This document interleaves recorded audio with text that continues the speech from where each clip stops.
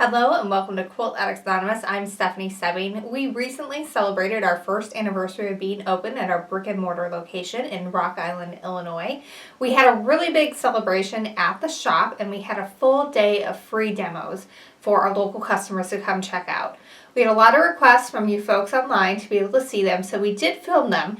They're not the same quality as you come to expect from the ones I film here in my home studio because it was live and I was like filming myself live, so I couldn't stop and adjust things and move cameras around, but we did have a lot of fun doing it, and so you guys can watch some of the demos and see for yourself. Our first one was about paper piecing.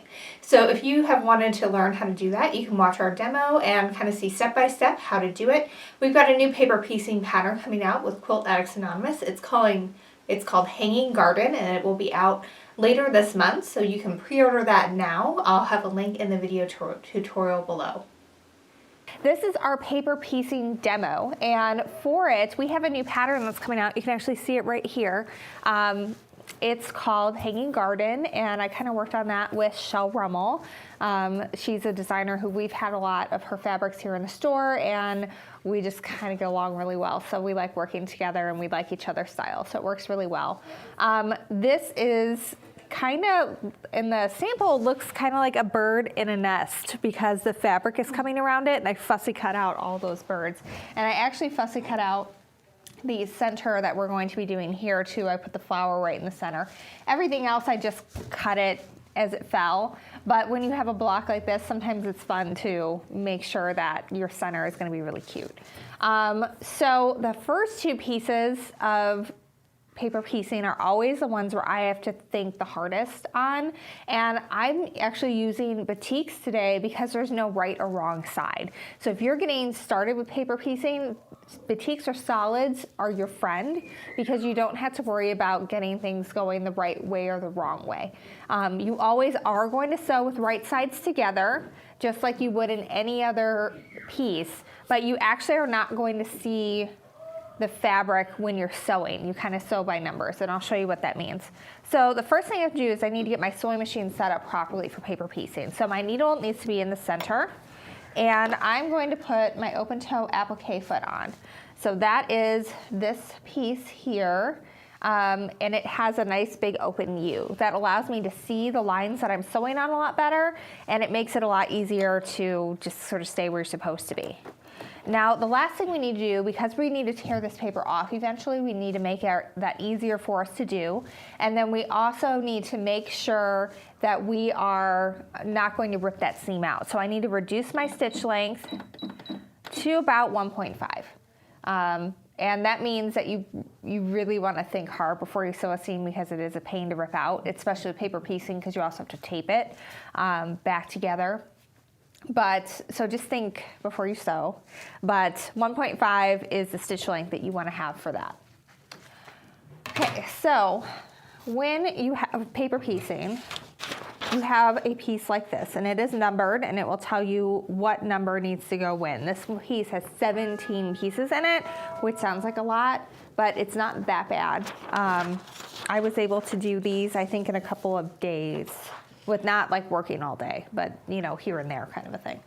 So what you want to do is you're going to always be working from the wrong side. So you need some good light. So you can kind of like look up and be like, okay, yeah, I can see where my lines are through there. So you want to do that. And I can actually see through on here. So I can see that my lines are going through here. And if you need to, you can always mark that too. And I'm going to eyeball this and get it through the center there. And this first piece I do pin in place. And I'm going to pin this one twice because it's a square. I want to make sure it doesn't sort of shift on me a little bit as I'm working. So I've got that pinned twice, and you can see from the back that I've got a lot of space in between everything there. So what we want to do is we want to sew on the line between 1 and 2 is the first one we want to do here. So that's going to be over here on this side. So I'm actually going to turn my pins a little bit Is that right side? This is we're always going to be working from the wrong side. So if this were regular fabric, you would have the right side would be up. And then the other trick is when you cut out your pieces, leave them in the order that you're going to sew them on. So this is 2 through 5 is right here. So I don't have to think too much about that. So now I can take this and I can place it just right on top, even with that edge. And now I'm going to put that through the sewing machine here. And for that, I flip it over. And if you want, you could pin your blue one in place. I just kind of press it down like that and kind of hold it as I flip it over. And then I'm putting my needle down right where those points are coming together, right where the line starts.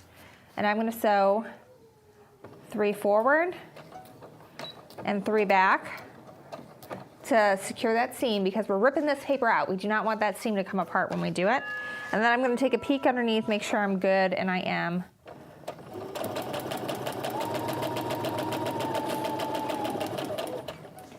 And then when I get to the end, I'm going to reinforce that seam again. And it's awesome if you have a fabric with an automatic thread cutter. This is a great time to use it when you're doing this, because it's a lot of stopping and starting of seams.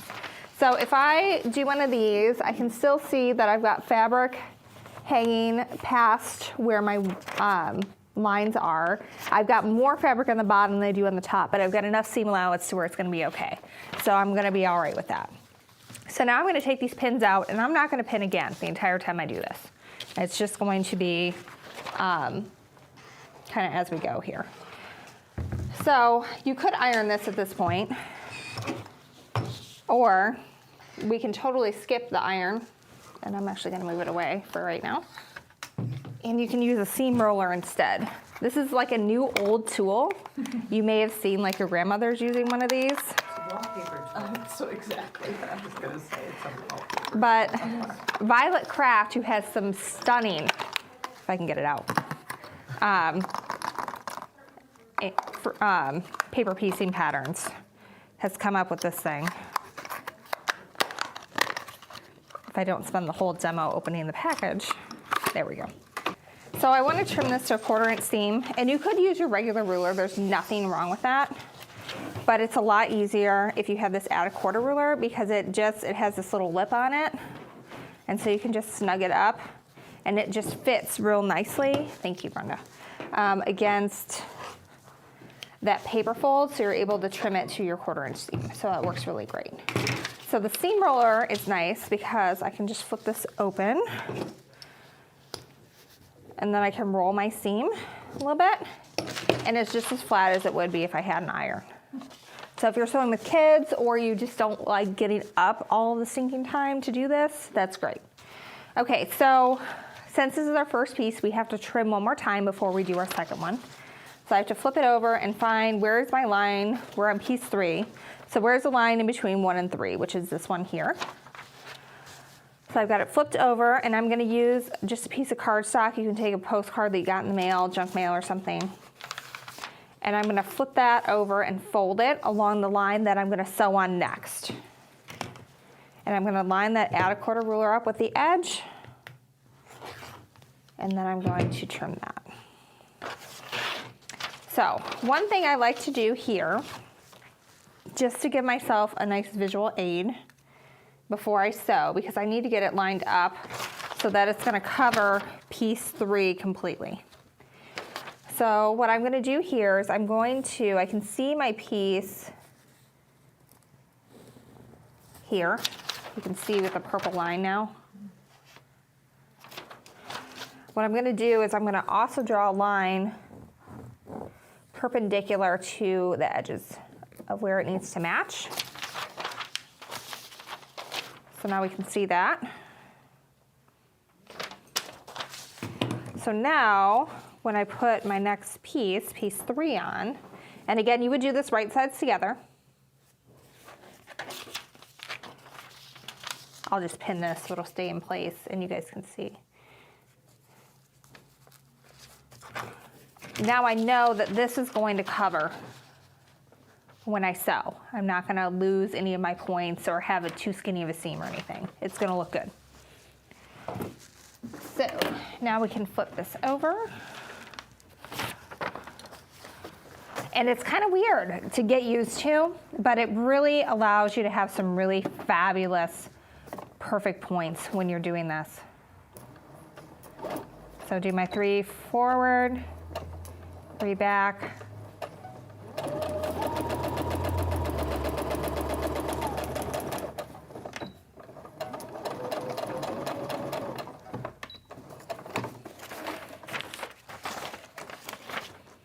Hang on.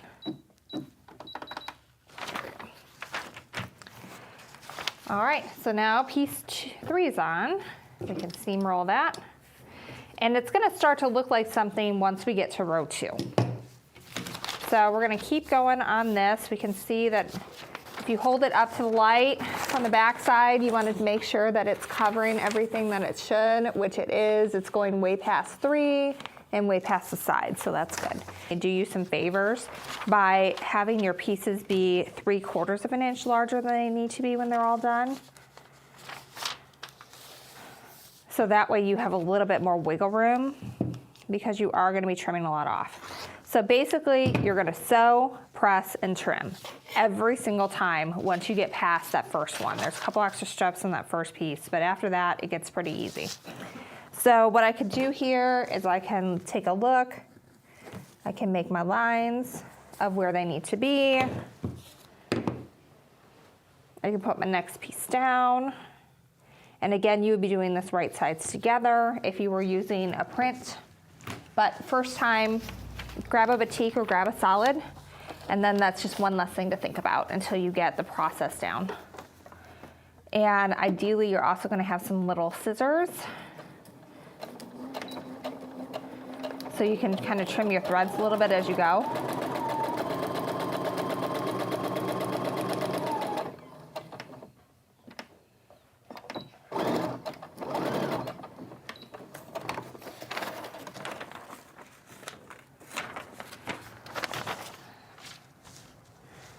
Okay.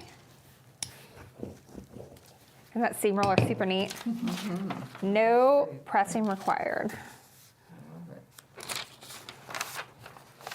Okay, so here my seam is a little smaller than 1/4 inch. You can see it there, but it's gonna be okay because I do have more than 1/8 of an inch, and that's really what you wanna worry about. You know, if you've got less than 1/8 of an inch, you're in trouble. If you have at least 1/4 of it, or at least that, then you're okay. Now, since I have less than 1/8 of an inch here, what I'm going to do is I'm gonna line up my last piece with the edges of my blue pieces rather than try and line it up with this orange piece that is a little shorter. All right. So, and again, if you want to, you can pin all of these, but I just kind of grab them between my hands, flip it over like that, and then it kind of stays in place until I get it to the machine to sew. But if you like to pin, by all means pin. I do not like to pin, as any of you know who have taken a class from me, so I avoid it as much as possible.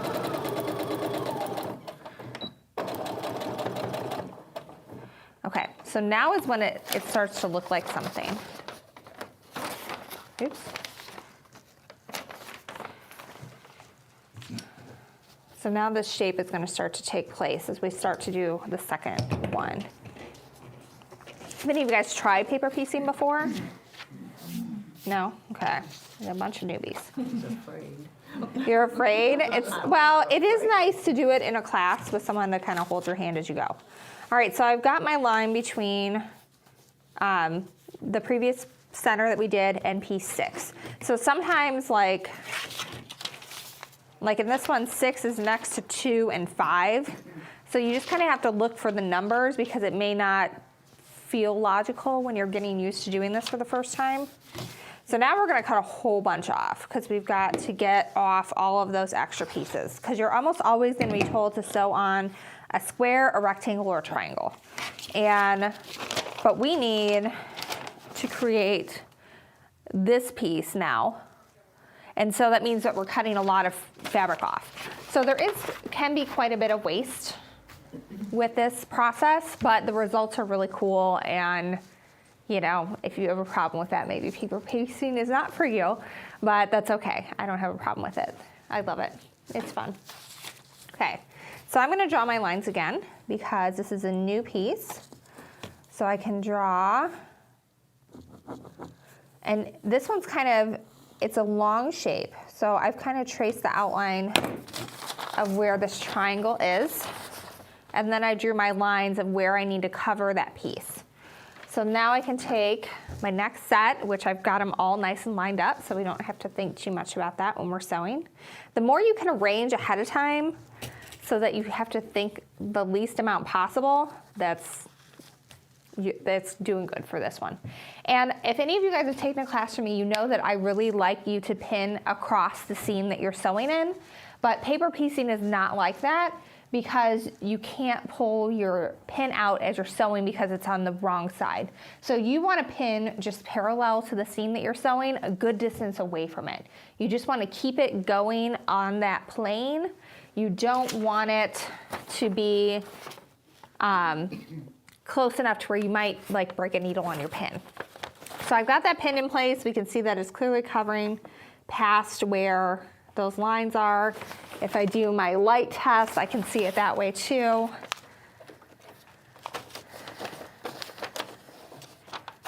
And so now I'm going to sew all the way on lines in the line between 2, 5, and 6.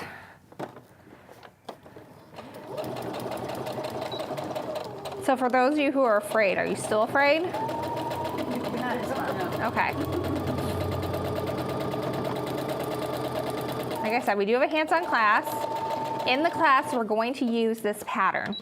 So if you can just use scraps, and if you decide you don't like this pattern or you don't like this technique, it's fine. You haven't spent like a boatload of money. Oh, and look what I did. So that happens. So when that happens, let me grab my seam ripper. Oh, and my little scissors. Fabulous. Okay, so that happens sometimes. Not a big deal. In this case, of course, it's right over where I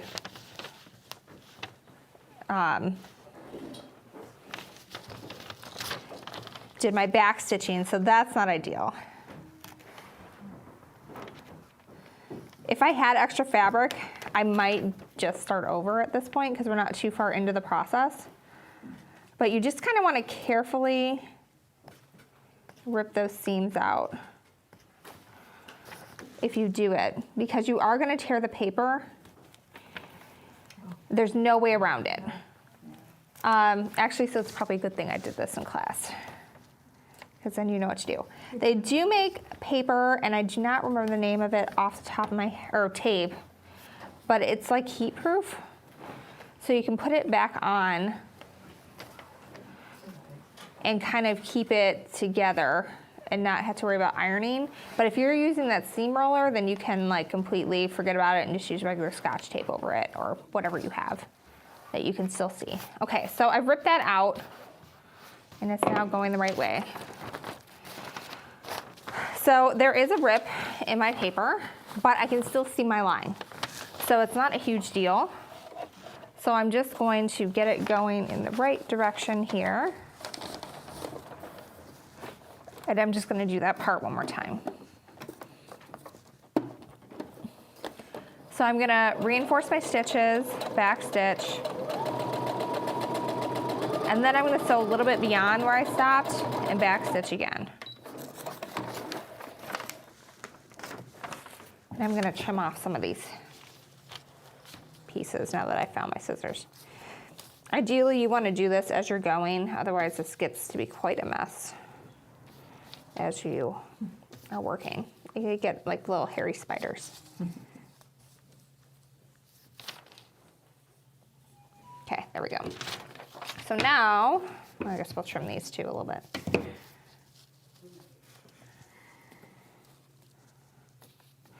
It's kind of a tedious process.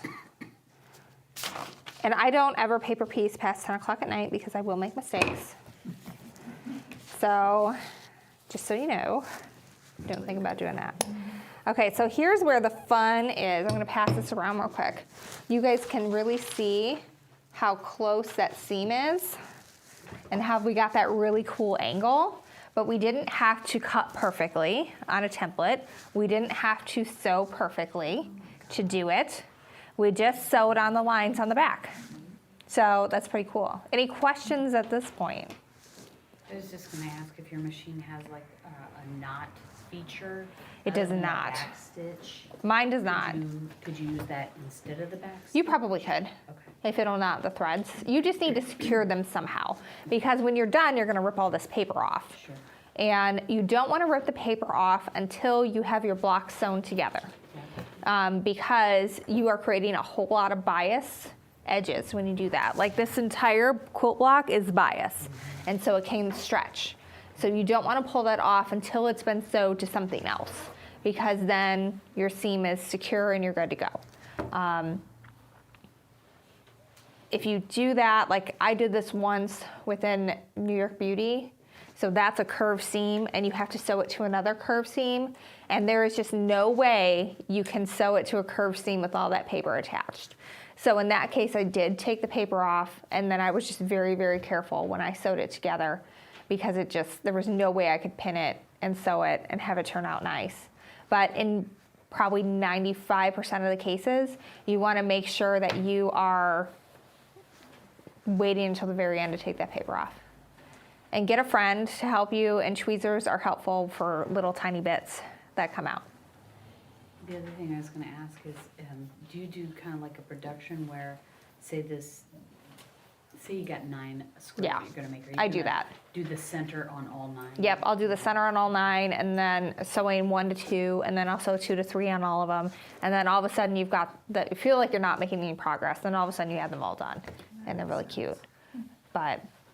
Or I'll like batch them. Like when I was doing the New York Beauty, I think I did 1 block at a time in that one, but it was like big pieces for that one. I think it was like 15 pieces to a block, but they were large because it was doing the arc.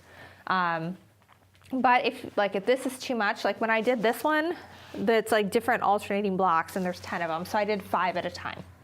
And that kind of helps slow or make it feel like you're accomplishing something. I did a signature quilt for my sister's wedding using something like this, where there was a nice big 4-inch square in the center, and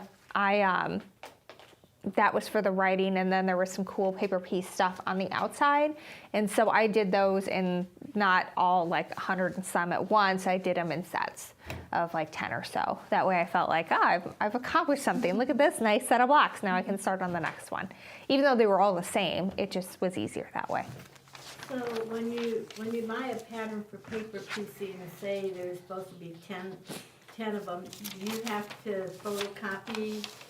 Usually, yes. So that's where the Carol Joke paper comes in. You need, I've got to bring this with me. Thank you. You need special paper for this. This Carol Joke paper piecing is like, there are other ones out there, but this is like the standard. She was like the original person to make this popular. And I actually learned paper piecing from her when the Mississippi Valley Quilters Guild brought her in, which was a lot of fun.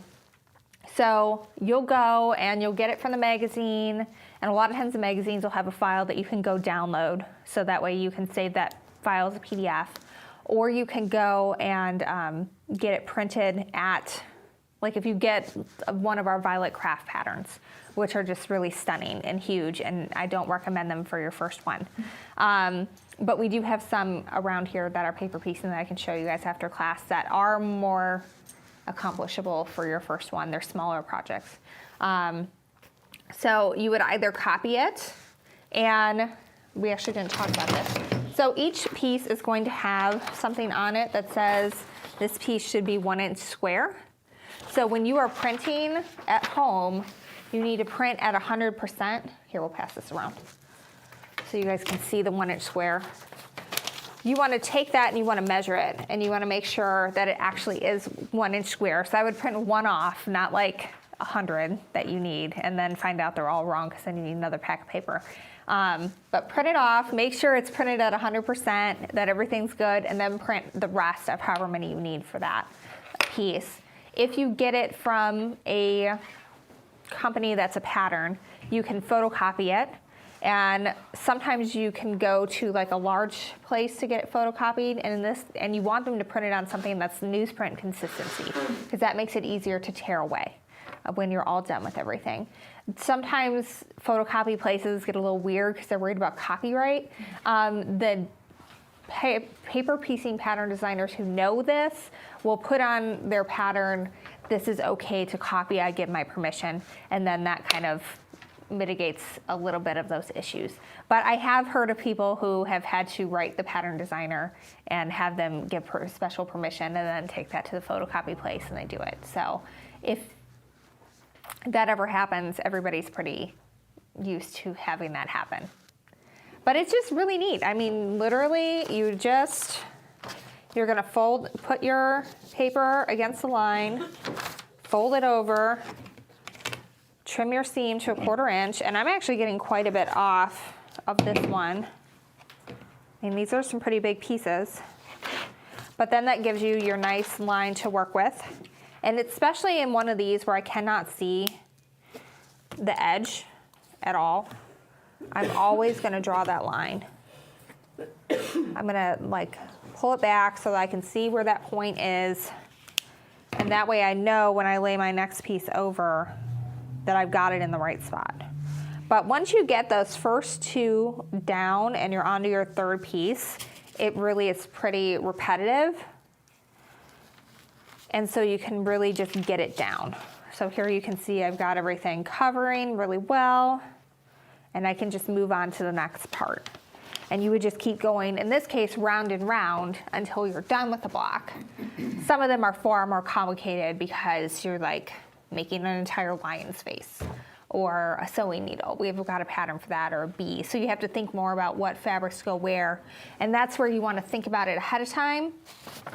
And then you want to line them up or lay them in the order that they're going to be used. And if you want, you can label those as well. You can be like, these are pieces. Which ones are these? 6 through 9. And so you can put a little Post-it on it and put a pin through it so that way you know, okay, these are pieces 6 through 9. And you don't have to worry and maybe screw it up later. But yeah. Any other questions? Would it be a benefit to trace the backside so you could see? No. No? Because you can see it. It's harder to tell from where you're at, but here, let me pull this out. You can, when you hold it up to the light, you can see everything through here. So you just want to kind of do one of these, make sure, yeah, I'm covering. And that's a good thing to do anytime you roll it over. Here, I'll do it on this one, then I'll show you what I mean. So I've done this enough to where I don't necessarily do this part every time.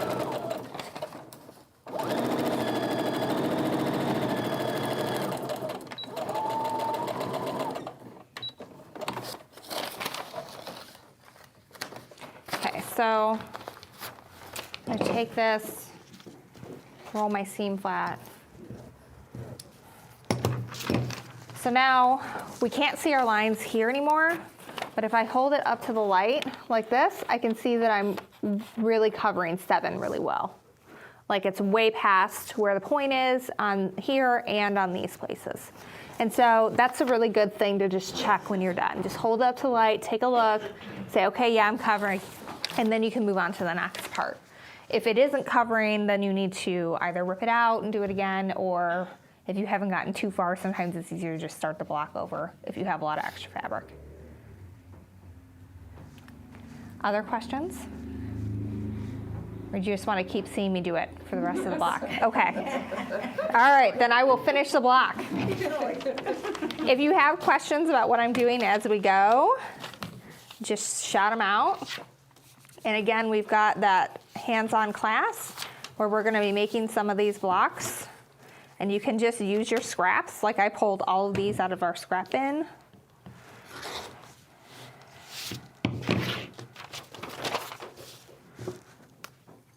So So that your sample on the wall with your birds. Yep. You just cut out that little square so a bird is centered. I did, yeah. Okay. So I what can I go did from for there. that, because I know I'm gonna get questions about it, is I needed to cut a 2 3/4 inch square. So I took painter's tape and I taped off a 2 3/4 inch square on my ruler, like right at the 2 3/4 inch mark. That way I didn't have to think about it in my head as I was doing it. I could just be like, yep, that's center, and trim. And then I was done with it and I didn't have to think. So you want to make it as easy as possible for yourself not to screw it up. Because if you screw it up, you're not going to like it and you're not going to do it again.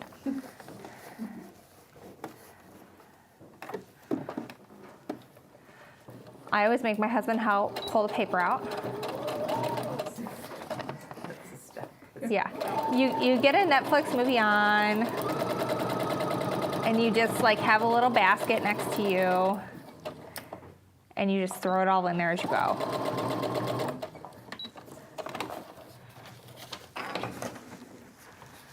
It helps, now that I actually have my little scissors, if you can kind of trim them close as you're pulling it off, then you don't have as many crazy strings going everywhere, because they can really get overwhelming quick, as you can see from this.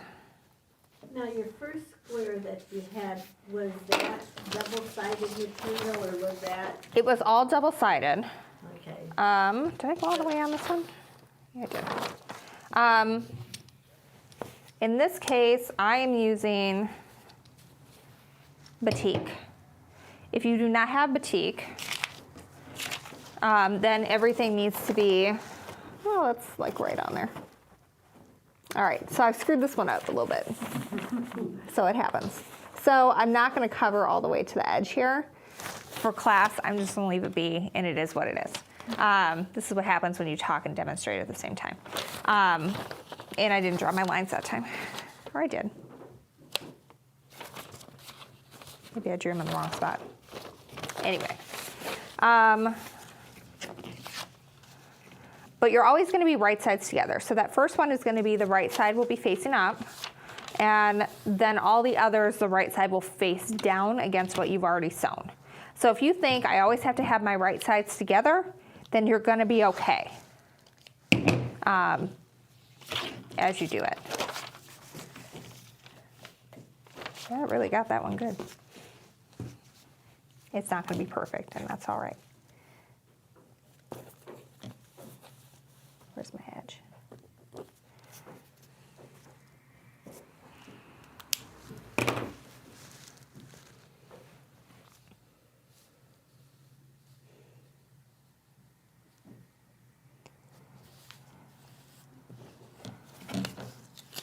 I'm gonna go ahead and pin this.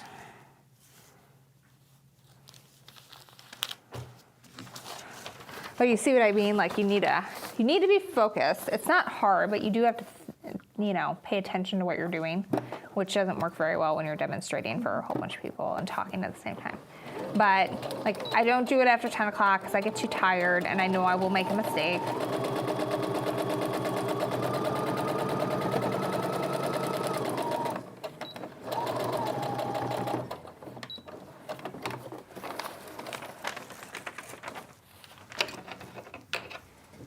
Pull these. Once this one's done, our outside triangle is going to be ready. So I'm gonna go ahead, I'm gonna stop the block at this point, and I'll show you how to trim it up.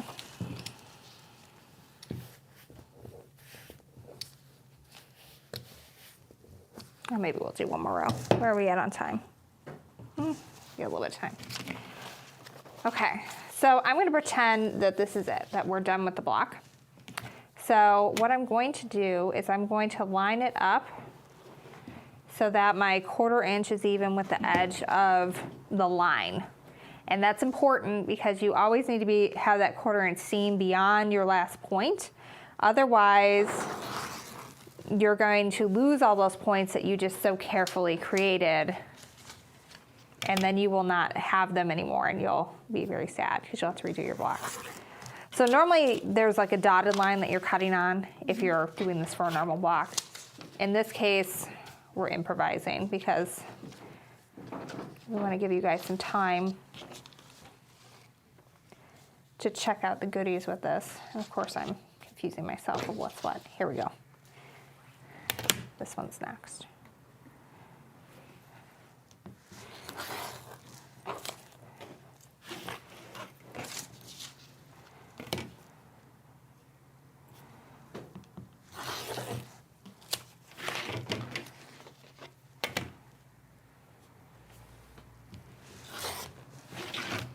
Okay, so now we've got our little block and we've got our little mistake, but that's okay. But we've got some really cool little pieces in here and great points. And when you're done taking this off, it just rips right out. And the first one is always the hardest to get out, but then after that, you already have one piece open. So you just kind of slip your finger underneath there and rip it out. And it comes pretty easy after that. Now, if you get like here where you have like a little bit left, that's where tweezers are helpful. You can just go in with those and pull them out. But it comes off pretty well after that. So you would want to leave this part intact until you had sewn it to another block at least. Really, I would wait to do the whole thing and then pull it off. You kind of have a crinkly quilt as you're working with it. It's fun. But when it's all done, it just pops right off and you're done. And you just have a pretty quilt. There's a little piece here. If you have tiny little bits left in, here you guys can pass it around.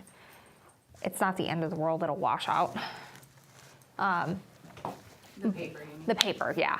Like if there's teeny little bits, don't worry about it, you're fine. But you can really do some cool stuff with this. Really cool stuff. We've got some great patterns from Whole Circle Studio. She has one that's different sewing needles that's really cool. She's got some bees. She has really cool ones that she does with paper piecing. Violet Craft is like once you've practiced a bit and you're ready for a challenge. That one, they're just fabulous. She has this whole like menagerie of animals that you can create. And I've seen some of them done and they're just absolutely stunning when they're put together. Violet Craft. So this is the Violet Craft seam roller that I was using. And we have some of her patterns here too. And the add a quarter ruler. This comes in two sizes. There is a 6-inch and a 12-inch. Most of the time the 6-inch is gonna be what you need, but there are times when it's nice to have the 12. So, and then the Carol Doak foundation paper is what you would want if you're printing stuff off at home. And this stuff lasts for a long time. The piece I'm demoing with has been sitting in my sunroom for probably 2 or 3 years. So as long as it's kept in like a cool, dry place, it doesn't matter if it takes a while for you to get through the pack. It still works just fine. Thank you so much for watching this tutorial from our demo day at our first anniversary sale. It was great to be able to celebrate with everyone, and especially to have 1 year in the books at a time when a lot of quilt shops are closing. So we're really fortunate to be able to make this happen. And it also includes, we had to thank you guys because we do a lot of sales online. It is not just our local customers that keep us going. It is all the people who purchase from shop.quiltaddictsanonymous.com, and we ship to them all over the world, really. We've got customers everywhere that we're shipping to. So thank you for being part of that. And also our wholesale patterns that are available at quilt shops across the US and Canada. So when you see the Quilt Addicts Anonymous logo, know that you are helping to support a small family business, even if it may not be local to you. So thank you very much for that. We're very appreciative of all of your support and watching our video tutorials and making our patterns and checking out our blog. We love you all for it. Thanks so much, and until next time, happy quilting.